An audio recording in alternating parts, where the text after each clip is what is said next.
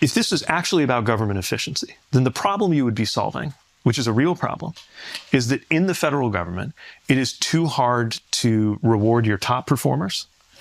So you could be somebody who could be commanding a multi-million-dollar salary in the private sector, working on something wildly important, but there's just no way that you're getting, you're in your particular pay grade, same as everybody else.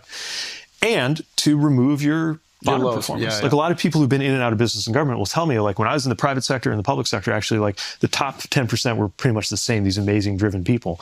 The government ones weren't compensated as well, but they were purpose driven. But the bottom 10% was completely different because I couldn't do anything about the bottom 10%. Right? So imagine if Doge had come in and they had gone through every department and said, okay, we're going to create a way to reward the top performers. And we're also going to analyze either whose job description is no longer needed, or their job performance is not there. And even though it's painful, even though maybe it's politically tough, like we're going to show them the door. That would be one thing. But they just sent an email to everybody, many of whom were in fact top performers. Like some of the people they fired who got caught up in this thing, people got fired just based on whether you were in a category. And then next thing you know, like you wake up one day and this office, department, whatever Doge is, clearly hasn't like gone through and checked like who's doing a good job or there's no way because there wasn't even time to do that. And they're just like, guess what, you're fired. There has to be some like logic to it or order to it if you want to shape the behavior of other countries, right? And what we're seeing instead is this like really like chaotic, like grab ass policy where like he changes his mind every couple of days on things, right? And that makes it that much harder, especially if you're a small business or if you're a giant corporation. You have all kinds of hedges and like ways you can maneuver through this. Or they'll just remove the tariffs. That was another thing that really frustrated me. If you're going to put the tariffs on, put them on everything. Seems to me like hold it. it. Right, now they're like picking and choosing what they're going to apply. So now Apple doesn't have the tariffs, and it's just like. But to me, that frustrated because Apple is the one that should be paying more than anybody. They're the one that parks their money overseas. They're the one that's skirting on the taxes. The mom and pop businesses that are fucked by the tariffs are still going to have to pay. So now you're disproportionately punishing the people that are actually doing the right thing for the country in the first place. Right now, in Kokomo, Indiana, I just read a story today about 370 workers at Stellantis who just got laid off. Auto workers who got laid off because of the tariffs. So this is a tool that you can use for sure. But it's absolutely critically important that you know what you're doing when you do. And if you're just making shit up as you go along, or if you're doing it for a reason that's actually less about helping middle America and more about consolidating power, which is what I think is actually happening. That was Pete Buttigieg on the Flagrant podcast with Andrew Schultz, who is a well-known right-wing influencer. Now, so as not to bury the lead here, I have seen a bit of the pushback, people saying, no thanks, this guy helped Trump win, how can you platform somebody like this? I cannot be more unequivocal in saying that Pete going into these spaces is what we need to be doing. We lost the last election. We lost the Electoral College and the popular vote. Our only job right now is to expand the tent. We don't have the luxury of imposing purity tests and saying, don't platform this guy or that guy, they voted for Trump. Maybe during the Obama era when we had huge majorities, but we don't have huge majorities. We don't have any majorities. And so our job right now is to bring people back into our tent.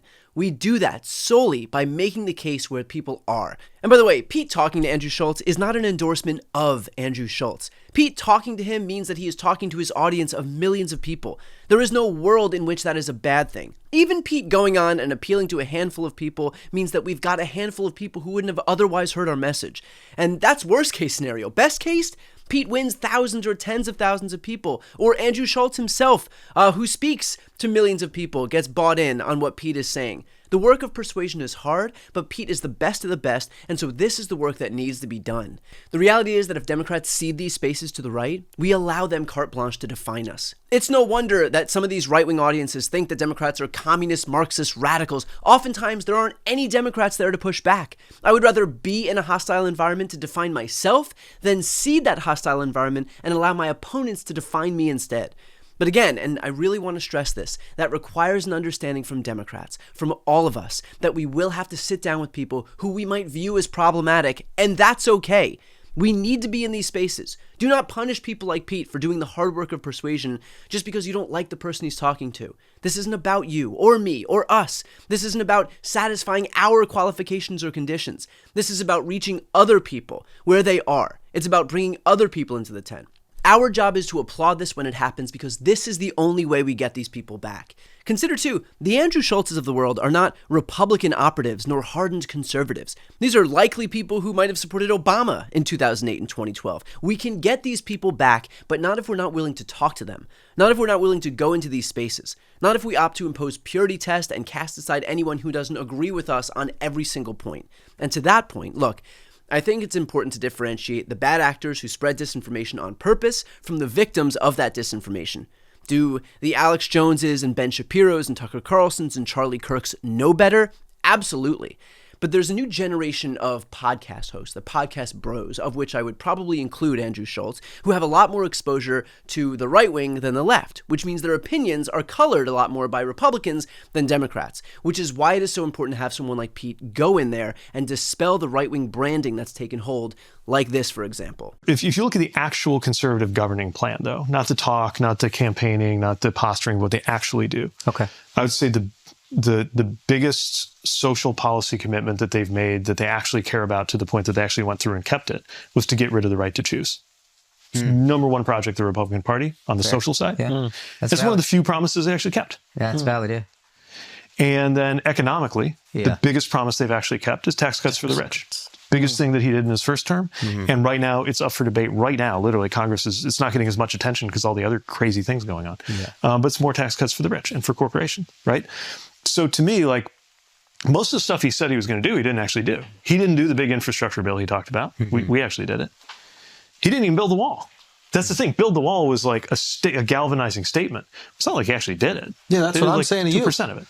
But I want to do something we actually follow through on, right? Galvanizing statements, it's all bullshit. It's not good enough. So my message to any Democratic elected officials, candidates, operatives, influencers, get into these spaces. Make the case. We're right on the merits, on the issues. We're right on climate change and healthcare and abortion and unions and income inequality and housing. We just have to make sure that people know it. And my message for the broader electorate, give those folks space and grace to go into those uncomfortable spaces and do the hard work of persuasion. The last thing we need is to disincentivize or attack when Pete goes onto a right-wing podcast or when I go onto Piers Morgan or when anyone goes into these spaces. Our job, once again, is not to abide by or impose purity tests. It is to expand the tent. It's difficult, it's uncomfortable, but most of all, it is necessary if we want to win moving forward.